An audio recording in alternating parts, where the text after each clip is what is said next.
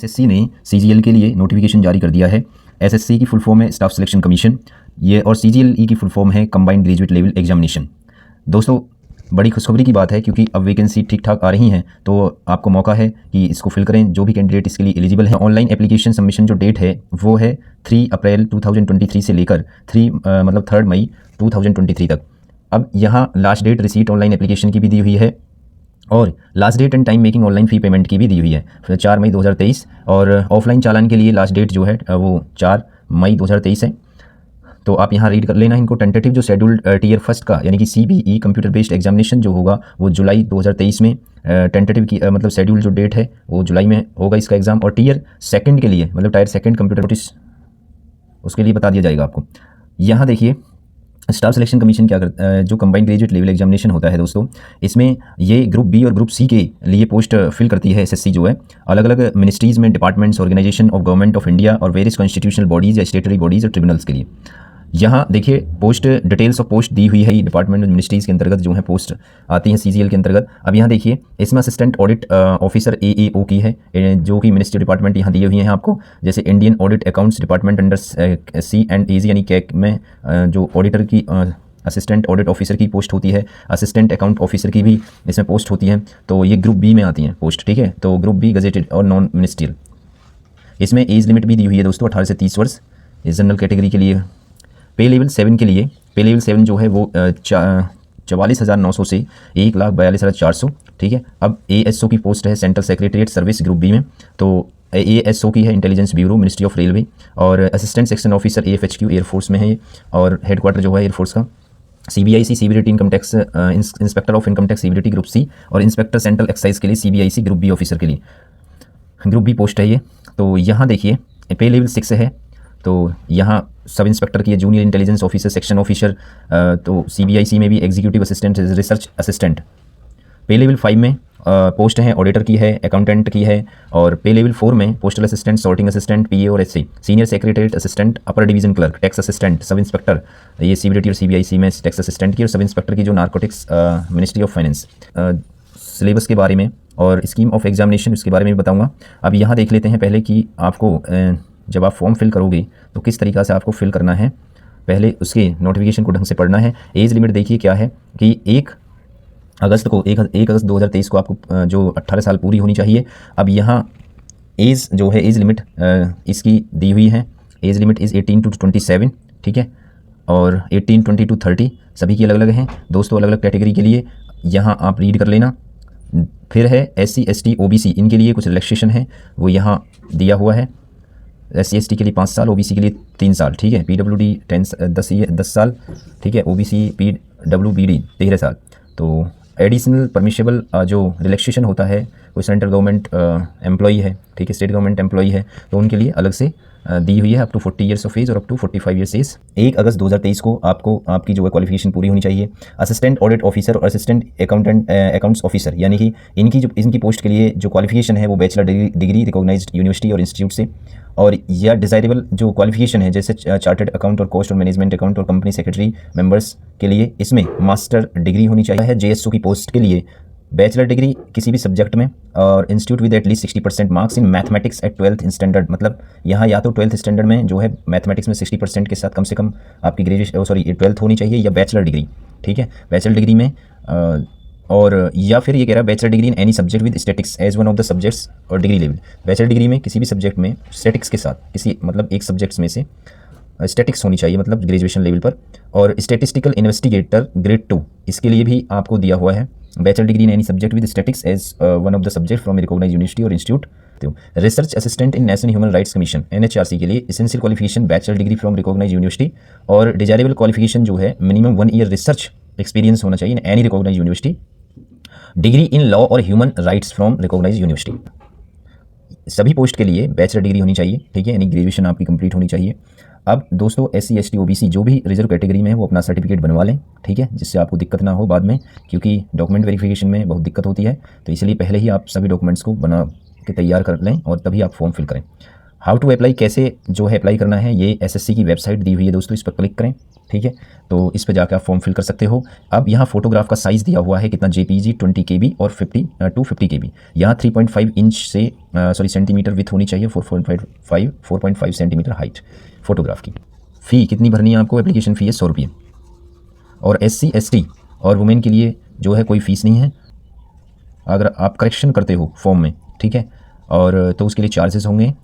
अब यहाँ देखिए सेंटर्स ऑफ एग्जामिनेशन, जो आप सेंटर भरना चाहोगे, जिस सेंटर रीजन से भी आप भरना चाहते हो, central region, eastern region, northern region, वो यहाँ दिए हुए हैं। उनके कोड अलग अलग दिए हुए हैं दोस्तों। सेंटर कोड जो है साउदर्न रीजन का है, आपको वेबसाइट जो है वो भी आपको दी हुई है, ठीक है। जैसे SSC NR WR, जो कोई SSC NR नॉर्थ रीजन से बढ़ना चाहता है तो उसके लिए जो है ये वाली आपको इस वाली साइट पर जाना है, वेबसाइट पर।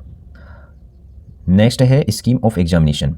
देखिए दोस्तों, इसमें क्या होगा, कंप्यूटर बेस्ड एग्जामिनेशन है, 2 टायर में होगा, Tier 1 और Tier 2, ठीक। तो और इसमें नॉर्मलाइजेशन भी होगा दोस्तों, शॉर्ट लिस्ट जब किए जाते हैं। तो स्कीम ऑफ टायर 1 एग्जामिनेशन में क्या होगा, जो general intelligence and reasoning, general awareness, quantitative aptitude और इंग्लिश कॉम्प्रिहेंसिव, ये सभी क्वेश्चन जो 25-25 क्वेश्चन होंगे और मैक्सिमम मार्क्स जो है वो 200, ठीक है। 1 घंटे का टाइम होगा। स्क्राइब के लिए ये 1 घंटा 20 मिनट का है। अब देखिए Tier 1 में सभी ऑब्जेक्टिव टाइप क्वेश्चन होंगे, multi choice questions, English Hindi except for English comprehension को छोड़ के, बाकी जो है इंग्लिश पेपर को छोड़ के और बाकी हिंदी इंग्लिश दोनों में दिया जाएगा, ठीक है। तो आप जिसको भी चॉइस करना चाहिए उसमें आप करके आप एग्जाम को समझ सकते हैं, क्वेश्चंस को समझ के आप आंसर दें। There will be negative marking of 0.50।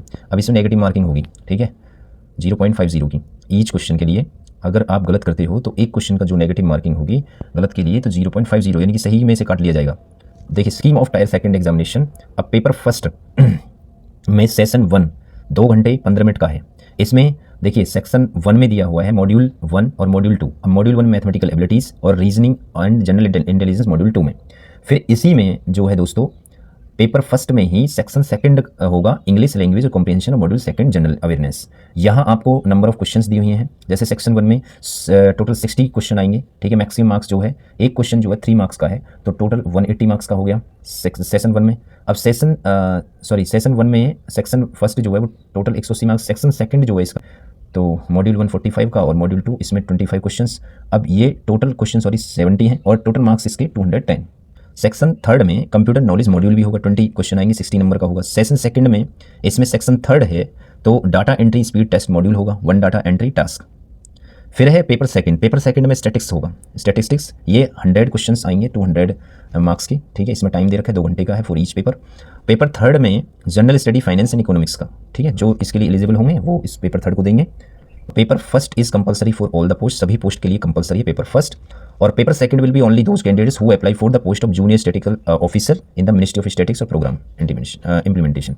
तो इसके लिए दोस्तों JSO की पोस्ट और उसके लिए पेपर सेकंड उन कैंडिडेट्स के लिए, और ऐसी स्टैटिक्स जिसके पास स्टैटिक्स थी ग्रेजुएशन में या ऊपर मैंने क्वालिफिकेशन बताई थी उस ढंग से पढ़ लेना। Paper 3 will be only those candidates who are short listed in Tier 1। तो पेपर 3 में वही बैठेगा जो Tier 1 में शॉर्ट लिस्ट हुआ है फॉर पेपर 3, ठीक है, for the post of assistant audit officer और असिस्टेंट अकाउंट ऑफिसर, इनके लिए है। पेपर फर्स्ट का जो है 2 मॉड्यूल हैं, ठीक है। अब यहाँ मैंने ऊपर भी बता दिया है तो इसको ढंग से देख लेना कौन कौन से सब्जेक्ट हैं इसमें। मैथमेटिकल एबिलिटीज़ मॉड्यूल सेक्शन 1 में मॉड्यूल 1 और 2, फिर सेक्शन 2 में भी 2 मॉड्यूल होंगे, फिर सेक्शन 3 में भी 2 मॉड्यूल। आपके लिए अब यहाँ सिलेबस को समझना है। Tier 1 में सिलेबस में जनरल इंटेलिजेंस एंड रीजनिंग, इसमें क्या क्या टॉपिक्स आएंगे आपके वो आपको यहाँ दिया हुआ है, ठीक है, कि रीजनिंग में जो पूछे जाएंगे।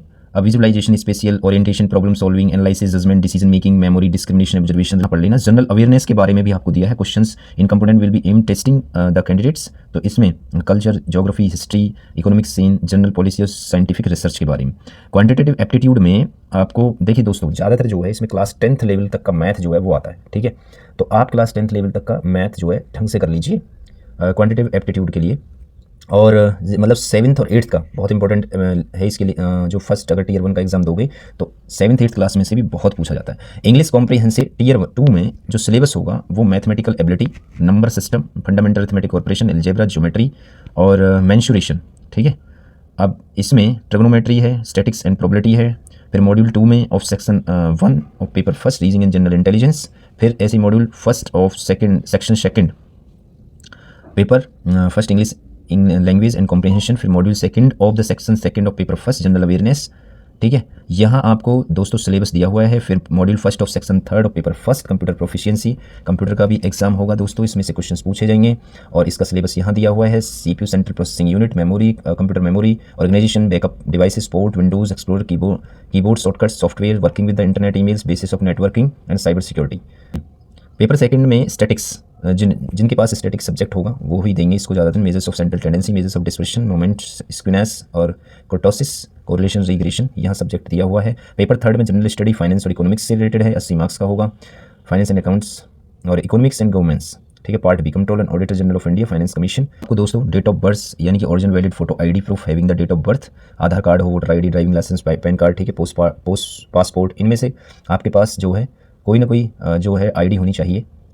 डॉक्यूमेंट वेरिफिकेशन का भी दिया हुआ है दोस्तों, डॉक्यूमेंट वेरिफिकेशन में क्या क्या देना है क्या नहीं देना है, ठीक है, किस टाइम होगा जब आपका एग्ज़ाम क्वालिफाई हो जाएंगे तो दोस्तों उसके बाद फिर डॉक्यूमेंट वेरिफिकेशन। और देखिए दोस्तों कुछ पोस्ट के लिए फिजिकल स्टैंडर्ड्स, फिजिकल टेस्ट होगा, ठीक है, और मेडिकल स्टैंडर्ड्स। जैसे इंस्पेक्टर की पोस्ट है सेंट्रल एक्साइज CBIC के लिए, इंस्पेक्टर की पोस्ट है CBIC में ही। एग्जामिनर की, इंस्पेक्टर एग्जामिनर की पोस्ट है, प्रिवेंटिव ऑफिसर है CBIC का में, फिर CBN इंस्पेक्टर है, sub inspector CBN ministry of finance, इनके लिए पोस्ट के लिए CBI सब इंस्पेक्टर और NIA, इनमें आपका फिजिकल टेस्ट होगा और मेडिकल टेस्ट। मिनिमम जो क्वालिफिकेशन मार्क्स होंगे टियर 1 और section 1 second module first of section third, paper first of tier 2, paper second and paper third of tier second examination as follows.